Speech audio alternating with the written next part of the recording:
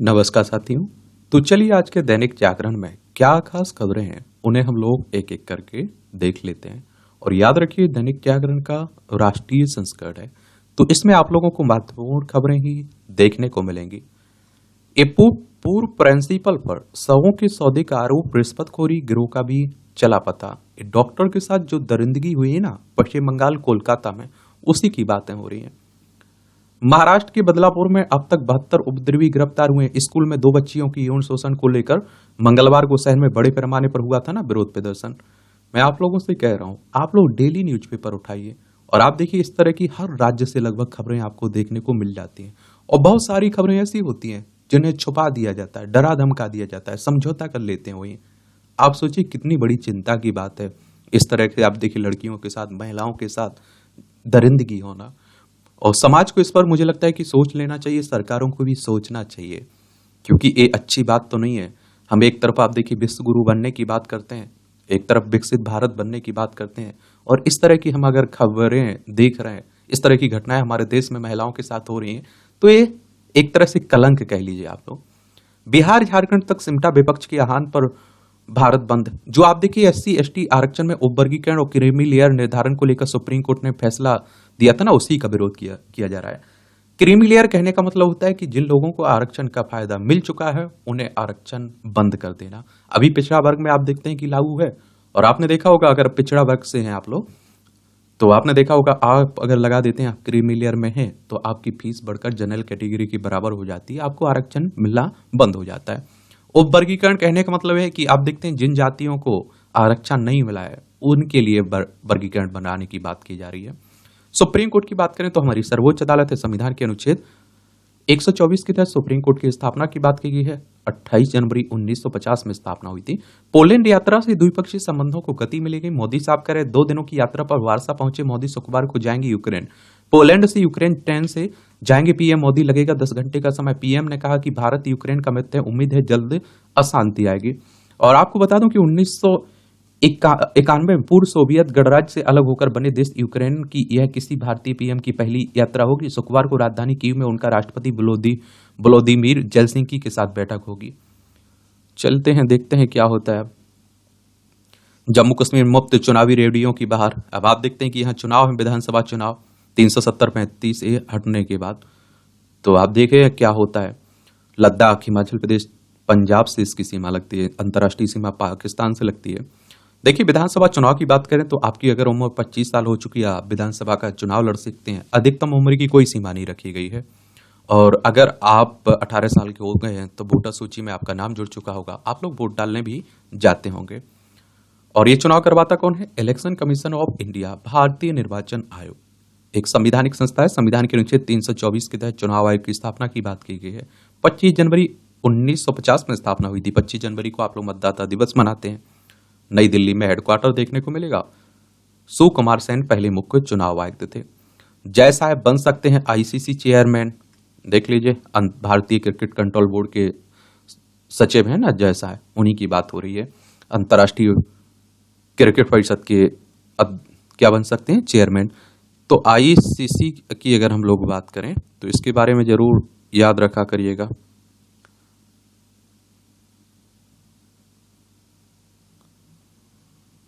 Cricket से जुड़ी हुई संस्था है ये, आप लोग याद रखिए। इंटरनेशनल क्रिकेट काउंसिल की बात कर रहा हूं। इसकी स्थापना 15 जून 1909 में हुई थी। दुबई यूनाइटेड अरब अमीरात में इसका हेडक्वार्टर आपको देखने को मिल जाएगा। बीबीसी की किसकी बात करें? ये बीसीसीआई, ये भी भारत से जुड़ी हुई संस्था है। इन सब के बारे में एक सामान्य जानकारी जरूर रखा करिए, इनसे क्वेश्चंस कई बार पूछ लेता है। तो आप देखते हैं 1 दिसंबर 1928 में इसकी स्थापना हुई थी, ये भी याद रखिएगा आप लोग, ठीक है। मुंबई महाराष्ट्र में इसका हेडक्वार्टर देखने को मिल जाएगा।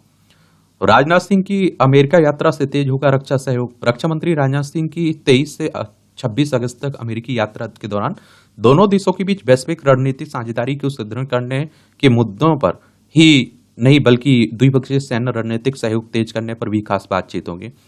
आंध्र प्रदेश की दवा कंपनी के रिएक्टर में विस्फोट, 15 लोग मरे। आंध्र प्रदेश के अनकापली जिले में बुधवार को एक दवा कंपनी के रिएक्टर में विस्फोट से 15 श्रमिकों की मौत हो गई है। लगभग 40 लोग घायल हो गए। राज्य सरकार ने इस घटना की जांच का आदेश दे दिया है। मैं आप लोगों से कहता हूं ना कि पहले कोई घटना होती है, फिर जांच की बातें होती हैं, फिर पता नहीं क्या होता है। देखिए, आंध्र प्रदेश अमरावती इसकी राजधानी देखने को मिलेगी। भाषाई आधार पर गठित होने वाला पहला राज्य है। इसकी सीमा उड़ीसा, छत्तीसगढ़, तेलंगाना, कर्नाटक, तमिलनाडु से लगती है। विधानसभा में आप देखिए 175 सीटें हैं। विधान परिषद है जिसमें 58 सीटें हैं। राज्यसभा में 11 सीटें हैं। लोकसभा में 25 सीटें हैं। 1,62,970 वर्ग किलोमीटर में फैला हुआ है। चंद्रबाबू नायडू यहाँ के चीफ मिनिस्टर हैं, ये भी याद रखिएगा। और आप देखिए यहाँ के सैयद अब्दुल नजीर यहाँ के राज्यपाल देखने को मिल जाएंगे आपको।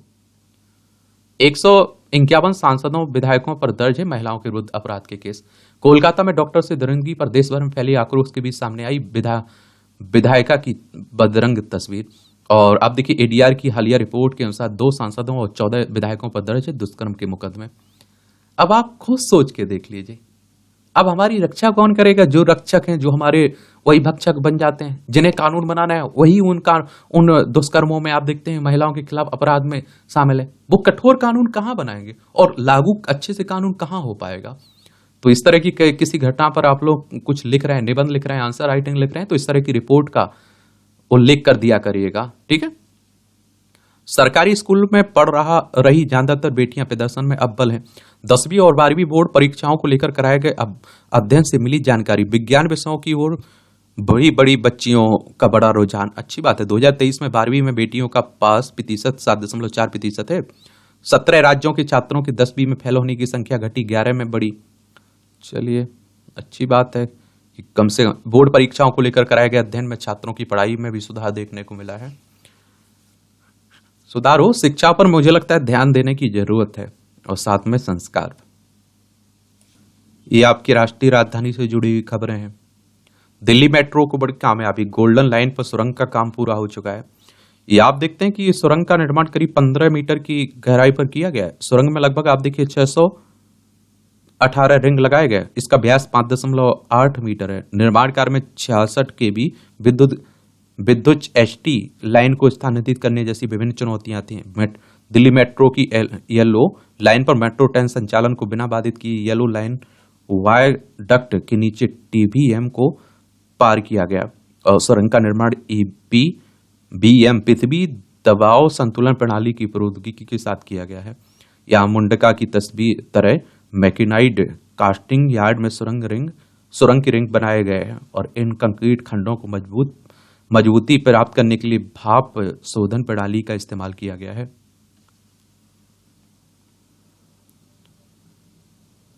ये अस्पतालों में दिसंबर तक पूरी की जाए भर्ती प्रक्रिया, एलजी साहब कह रहे हैं। सिख विरोधी दंगे में पीड़ित को देरी से मुआवजा के भुगतान पर ब्याज दें। ये आप देखिए कोर्ट कह रहा है। 1984 में जो सिख विरोधी दंगे हुए थे ना, इंदिरा गांधी की हत्या के बाद, तो उसी की बात हो रही है।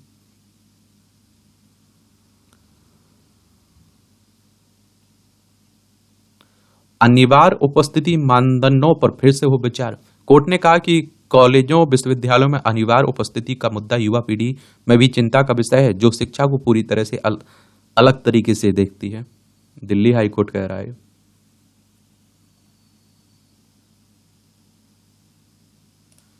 ये वक्फ कानून संशोधन विधेयक पर जेपीसी की पहली बैठक आज होगी। जो वक्फ कानून विधेयक संशोधन विधेयक आया ना, वो संयुक्त संसदीय समिति को भेज दिया गया है, तो उसी को लेकर बातें हो रही हैं। और देखिए, जब कानून बनता है कोई, तो आप देखते हैं राज्यसभा लोकसभा में कोई प्रस्ताव आता है, उसे क्या कहते हैं? विधेयक, बिल कहते हैं। राज्यसभा लोकसभा से पारित होता है, राष्ट्रपति की सहमति मिलती है, वो आपका क्या बन जाता है? कानून बन जाता है। जो आप देखते हैं कि राजनाथ सिंह की अमेरिकी यात्रा है ना, इसमें बताया जा रहा है कि ऑस्टिन के साथ बातचीत के दौरान एजेंडे में जो महत्वपूर्ण विषय होंगे उनमें भारत और का जोर विशेष रूप से एलसीए 1 तेजस के लिए जेईएफ 414 इंजन की उपलब्धता को गति देने पर रहेगा। इन इंजनों की आपूर्ति में देरी के चलते भारतीय वायुसेना को इस लड़ाकू विमान की उपलब्धता को टाइमलाइन में बार बार संशोधन करना पड़ रहा है। यात्रा के दौरान $4 अरब की अनुमानित लागत से खरीदे जाने वाले 31 MQ-9B प्रीडेटर्स ड्रोन के अधिग्रहण का पर भी बातचीत होगी। इनमें भारतीय नौसेना के लिए 15 और थल सेना व वायुसेना के लिए 8 प्रीडेटर ड्रोन की खरीद शामिल है। जनरल एटॉमिक्स द्वारा निर्मित MQ-9B की रेंज करीब 1800 किलोमीटर है और अमेरिकी वायुसेना नाटो के सहयोगी ही भाई इसका उपयोग करते हैं, ही अभी इसका उपयोग करते हैं। देखते हैं क्या होता है। बिहार में बड़ी आबादी वाली अनुसूचित जातियां भी सरकारी नौकरी में पीछे है। मुसहर को छोड़कर 17 जातियां सरकारी नौकरियों में अपवाद की तरह हैं। सरकारी नौकरियों में पिछड़े पासवान और रविदास राजनीति में आगे हैं।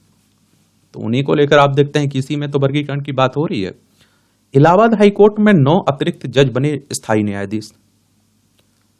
एक खस्ता हाल राजमार्गों की कहीं से मिले सूचना, कराएं मरम्मत, गडकरी साहब करें। सड़क परिवहन राजमार्ग मंत्री ने अफसरों के साथ की समीक्षा की बैठक। एक बात बताऊं मैं, सबसे अच्छे अगर मंत्री कोई है और सब कोई इनकी तारीफ करता है तो नितिन गडकरी साहब हैं।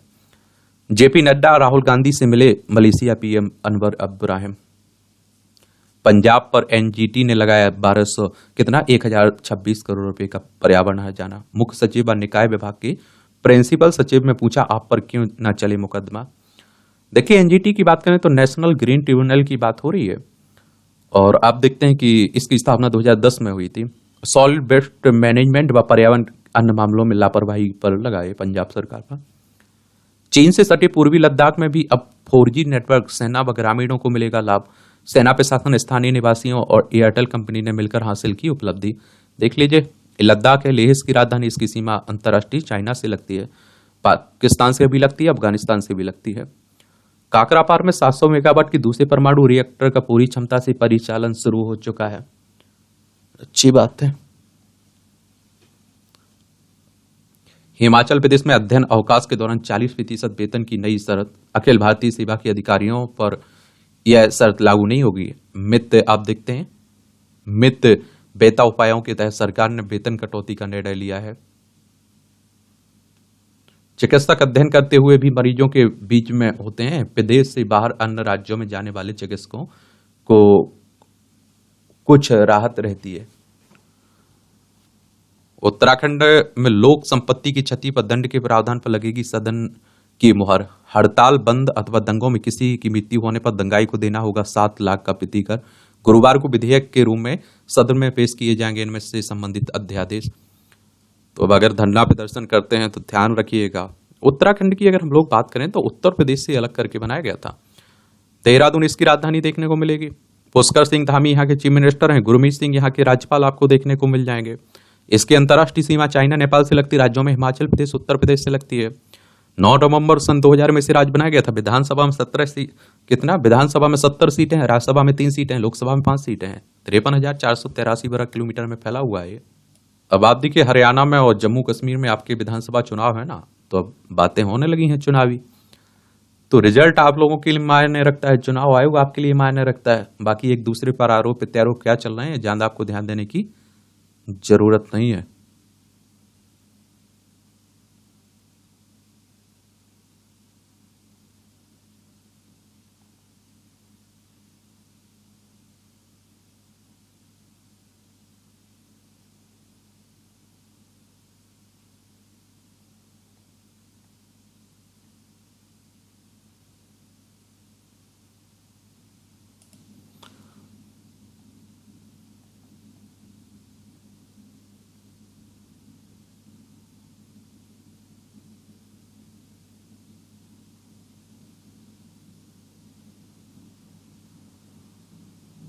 तब देखिए, आप लोग खुद देख के देख लीजिए, जितनी घटनाएं रहती हैं। आप देखिए, परीक्षा के पॉइंट ऑफ व्यू से तो नहीं है, लेकिन जो समाज में चिंता है उसकी वजह तो आप देख सकते हैं।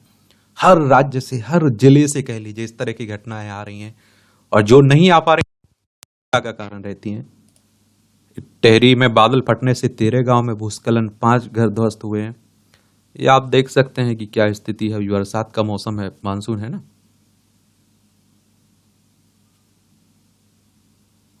पूजा खेड़कर ने यूपीएससी और जनता के साथ धोखाधड़ी की है। यूपीएससी ने कहा कि एक संवैधानिक निकाय की धोखाधड़ी की गंभीरता अभूतपूर्व है और दिल्ली हाईकोर्ट में अगली सुनवाई 29 को खेड़कर को गिरफ्तारी से अंतरिम संरक्षण दिया। एक बात और आपको बता दूं, आप लोग यूपीएससी के बारे में एक सामान्य जानकारी लिखिएगा आप लोग, ठीक है।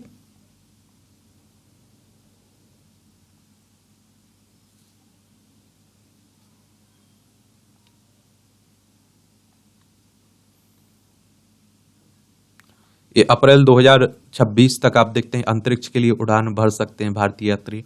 मिशन के लिए 2 भारतीय अंतरिक्ष यात्री अमेरिका में प्रशिक्षण ले रहे हैं। नए आपराधिक कानूनों के हिंदी नाम संविधान का उल्लंघन नहीं है। केरल हाईकोर्ट ने कहा कि कानून का शीर्षक हिंदी में रखने पर संसद पर कोई रोक नहीं। ये आप देखते हैं कि भारतीय नागरिक सुरक्षा संहिता, न्याय संहिता और साक्ष्य अधिनियम के हिंदी नामों को चुनौती देने वाली अर्जी खारिज हुई। कर्ण कोर्ट ने कहा कि अनुच्छेद 351 के तहत निर्देश जारी किए ताकि हिंदी भारत की समग्र संस्कृति के सभी तत्वों की अभिव्यक्ति का आप देखते हैं कि माध्यम बने।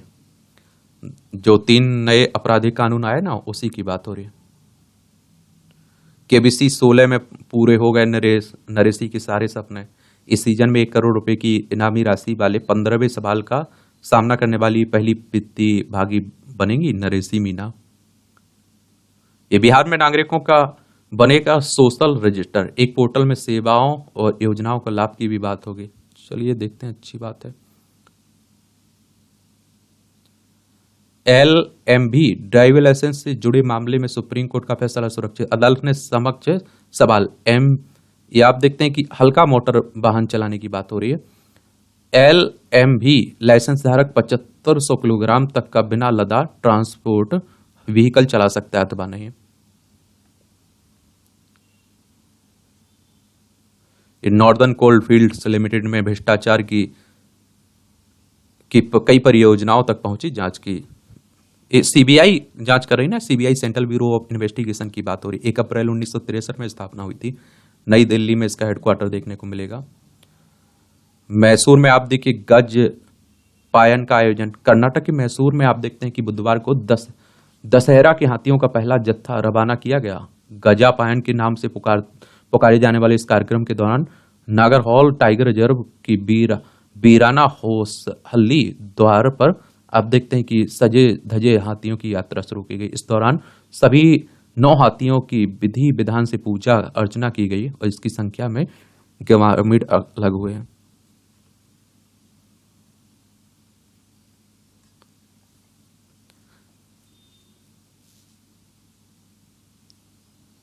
नार्को टेररिज्म से बर्बाद हो रही युवा पीढ़ी, सख्ती से निपटना जरूरी। खासकर पंजाब में देख लीजिए, चंडीगढ़ में देख लीजिए। 3 IIT मिलकर भारत को बनाएंगे robotics hub. IIT Prayagraj, Delhi, Hyderabad मिलकर देश भर में चलाएंगे प्रशिक्षण कार्यक्रम।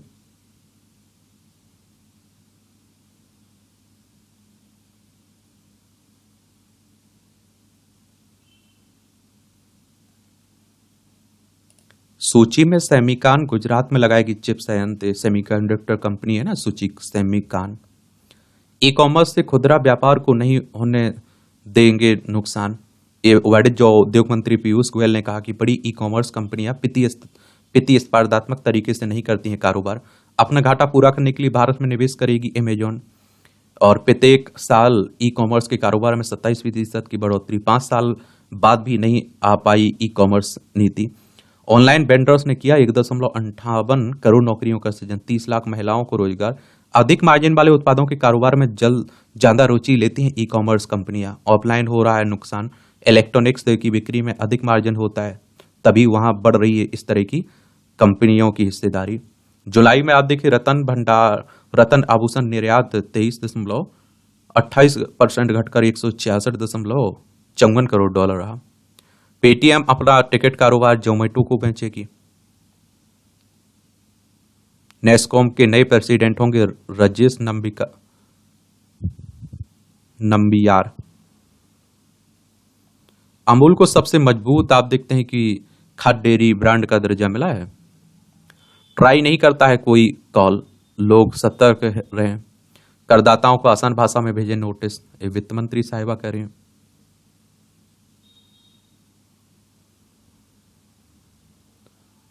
शक्तिकांत दास को शीर्ष रैंकिंग में उनके नेतृत्व को देती है मान्यता।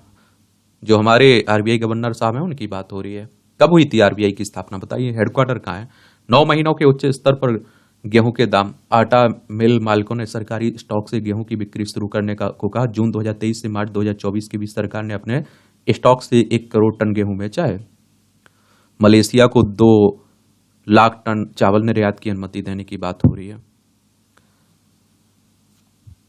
कैंपा फंड सिर्फ ग्रीन कवर बहाल करने के लिए है, सुप्रीम कोर्ट कह रहा है, किसी अन्य उद्देश्य के लिए नहीं किया जा सकता है इसका इस्तेमाल।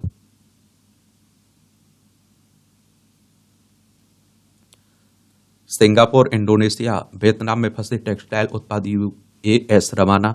17,500 कंटेनर पोर्ट पर 2 महीने से थे ठप। डंप 45 कंपनियों के हैं टेक्सटाइल उत्पाद। असम में मुसलमानों को विवाह अब तलाक का पंजीकरण होगा जरूरी। राज्य सरकार विधानसभा के इसी सत्र में लाएगी विधेयक और प्रस्तावित विधेयक काजियों की भूमिका पर रोक लगाएगी। देख लीजिए असम को भी, ये आप देखिए असम है, दिसपुर इसकी राजधानी को, इसकी सीमा आप देखिए अरुणाचल प्रदेश, नागालैंड, मणिपुर, मिजोरम, त्रिपुरा, मेघालय और पश्चिम बंगाल से लगती है। अंतर्राष्ट्रीय सीमा भूटान, बांग्लादेश से लगती है इसकी। हेमंत बिस्वा शर्मा यहाँ के चीफ मिनिस्टर हैं, मुख्यमंत्री हैं। और राज्यपाल कौन है यहाँ का? लक्ष्मण आचार्य हैं। विधानसभा में 126 सीटें हैं, राज्यसभा में 7 सीटें हैं, लोकसभा में 14 सीटें हैं। और आप देखते हैं 78,438 वर्ग किलोमीटर में फैला हुआ है आपका असम।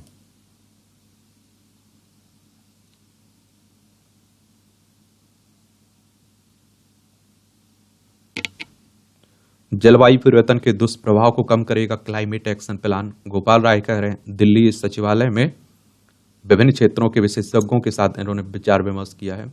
दिल्ली में संशोधन परिवर्तन पर संशोधित एक्शन प्लान।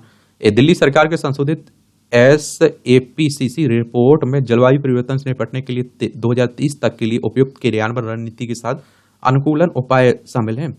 बैठक में इन क्षेत्रों में समन्वय अनुकूलन उपायों पर चर्चा हुई है। ऊर्जा, बिजली, शहरी योजना, जल क्षेत्र, वन और जैव विविधता, परिवहन, कृषि और बागवानी व स्वास्थ्य पर बातें हो रही हैं।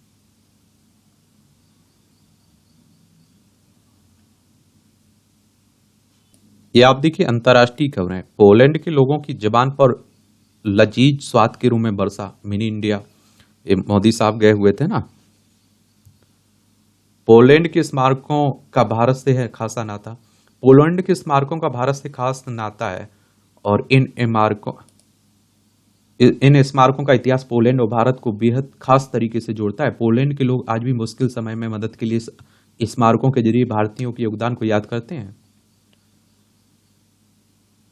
ये मोदी ने वारसा में गुड़ महाराजा स्क्वायर पर आप देखिए श्रद्धांजलि अर्पित की है।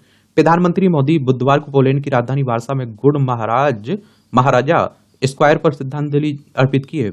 मोदी जी ने एक संचित कार्यक्रम के दौरान नवानगर के जाम साहब दिग्विजय सिंह जी, रंजीत सिंह जी जडेजा की स्मृति में बने स्मारक पर पुष्पक अर्पित किए। इस स्मारक का अनावरण अक्टूबर 2014 में वारसा के ओनचोटा, ये आप देखते हैं कि जिले के गुड़ महाराज स्क्वायर में किया गया था। और मोदी ने एक्स पर पोस्ट किया कि मानवता व करुणा एक न्यायपूर्ण और शांतिपूर्ण विश्व के लिए महत्वपूर्ण आधार है। वारसा में जाम साहब नवानगर स्मारक उनके मानवीय योगदान पर प्रकाश डालता है। और पीएम मोदी ने कुईवड़े कोल्हापुर शिविर के स्मारक में श्रद्धांजलि दी। इसका उद्घाटन नवंबर 2017 में हुआ था। मोदी ने एक्स पर एक पोस्ट में कहा कि वारसा में कोल्हापुर स्मारक पर श्रद्धांजलि अर्पित की है। यह स्मारक कोल्हापुर में महान शाही परिवार की श्रद्धांजलि है। यह शाही परिवार द्वितीय विश्व युद्ध की भयावहता के कारण विस्थापित पॉलिस महिलाओं और बच्चों को आश्रय देने में सबसे आगे था। और पीएम ने लिखा है कि छत्रपति शिवाजी महाराज के आदर्शों से प्रेरित होकर कोल्हापुर के शाही परिवार ने मानवता को हर चीज से ऊपर रखा और पुलिस महिलाओं और बच्चों के लिए सम्मानजनक जीवन सुनिश्चित किया है। इसके अलावा पीएम ने मोंटे कैसनो युद्ध स्मारक पर भी श्रद्धांजलि अर्पित की है। ये महाराजा जाम साहब ने यहूदी बच्चों की बचाई थी जान। दूसरे विश्व युद्ध के दौरान नवानगर के महाराजा जाम साहब ने पोलैंड से भारत लाकर न सिर्फ कई यहूदी बच्चों की जान बचाई थी, बल्कि एक संरक्षक के तौर पर उनकी देखभाल भी की थी। और नवानगर के महाराजा ने विस्थापित बच्चों के लिए अपना समर पैलेस खुलवा दिया था। नवानगर अब गुजरात में है। वारसा का गुड़ महाराजा स्क्वायर जाम साहब दिग्विजय सिंह की याद में बनाया गया। 1942 में आप देखिए लगभग 1000 बच्चों के समूह को साइबेरिया से भारत के लिए रवाना किया गया था। इन बच्चों को 1939 में पोलैंड पर सोवियत संघ के आक्रमण को बाद साइबेरिया में शिफ्ट किया गया था। और आप देखते हैं कि इस एक कठिन यात्रा के बाद महाराजा जाम साहब ने बच्चों का भारत में स्वागत किया था। मोंट कैसेनो स्मारक 1944 में द्वितीय विश्व युद्ध के दौरान मोंटेग कैसेनो की लड़ाई में द्वितीय पुलिस कोर के सैनिकों की जीत की याद दिलाता है।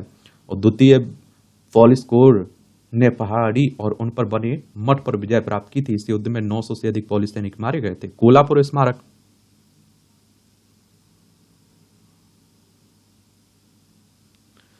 ये आप देखिए कोल्हापुर स्मारक, आप देखिए माउंट कैसीनो स्मारक के बगल में बना हुआ कोल्हापुर के एक गांव की याद में यह स्मारक बनाया गया है। नवानगर के महाराजा जाम साहब ने इसी गांव में पोलैंड के बच्चों को रखा। 1945 में बच्चे कोल्हापुर में बॉलीवाड़े चले गए थे। मुंबई से 500 किलोमीटर दक्षिण में स्थित बॉलीवाड़े को अनुकूल जलवायु की वजह से चुना गया था। पोलैंड की शरणार्थी जब इस जगह से चले गए तो विभिन्न स्मारकों के जरिए इसके महत्व को संरक्षित किया गया। कोल्हापुर एक कब्रिस्तान है जिसका 2014 में जीर्णोद्धार किया गया। इस कब्रिस्तान में पोलैंड के उन नागरिकों को दफनाया गया था जिनकी मृत्यु भारत में हुई थी।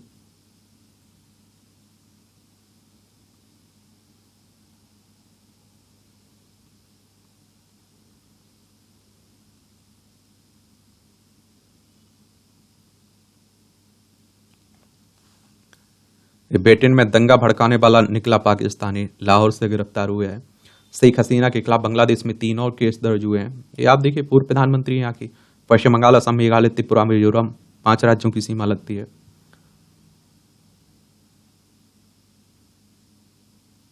ट्रंप को हैरिस से हारने का डर सता रहा है, ओबामा का कह रहे हैं पूर्व राष्ट्रपति अमेरिकी।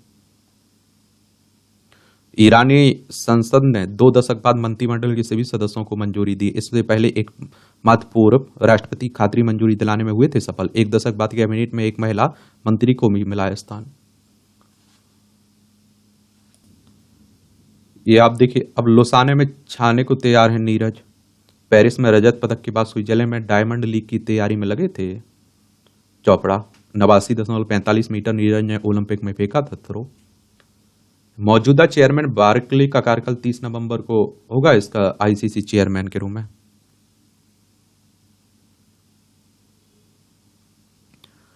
नोयर का अंतर्राष्ट्रीय फुटबॉल से संन्यास है। आप देखिए 37वीं प्री क्वार्टर फाइनल में पहुंचे भारत के बैडमिंटन खिलाड़ी है। गुकेश ने खेला दूसरा ड्रा।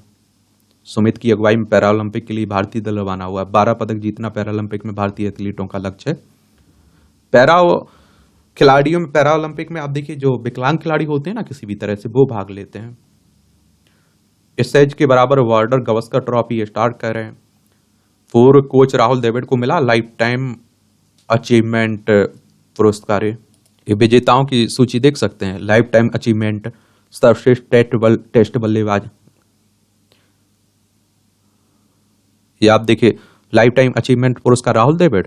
और सर्वश्रेष्ठ अंतर्राष्ट्रीय क्रिकेटर रोहित शर्मा, सर्वश्रेष्ठ वनडे बल्लेबाज विराट कोहली और सर्वश्रेष्ठ वनडे गेंदबाज मोहम्मद शमी, सर्वश्रेष्ठ टेस्ट बल्लेबाज ये आप देखते हैं कि यशस्वी जायसवाल और सर्वश्रेष्ठ टेस्ट गेंदबाज आर अश्विन, सर्वश्रेष्ठ T20 बल्लेबाज फिल साल्ट, सर्वश्रेष्ठ T20 गेंदबाज आप देखते हैं टिम साउथी और सर्वश्रेष्ठ घरेलू क्रिकेटर साई सुदर्शन, सर्वश्रेष्ठ भारतीय महिला बल्लेबाज स्मृति मंदाना, सर्वश्रेष्ठ भारतीय महिला गेंदबाज दीप्ति शर्मा। खेल प्रशासन ने उत्कृष्टता जयशाह को मिला है। रौनक ने जीता कांस्य 3 पदक के करीब है। भारत 3 महिला पहलवानों ने यहाँ चल रहे अंडर 17 विश्व कुश्ती चैंपियनशिप के सेमीफाइनल में जगह बनाई। ओलंपिक के बाद पहलवान विनेश फोगाट की ब्रांड वैल्यू में बढ़ोतरी हुई। पेरिस से पहले जहां विज्ञापन के लिए 25 लाख लेती थी, अब 75 लाख से 1 करोड़ तक ले रही हैं। भारतीय हॉकी टीम का जोरदार स्वागत हुआ है। भुवनेश्वर में कलिंग स्टेडियम में भारतीय हॉकी का कप्तान हरमनप्रीत सिंह को सम्मानित करते उड़ीसा के मुख्यमंत्री।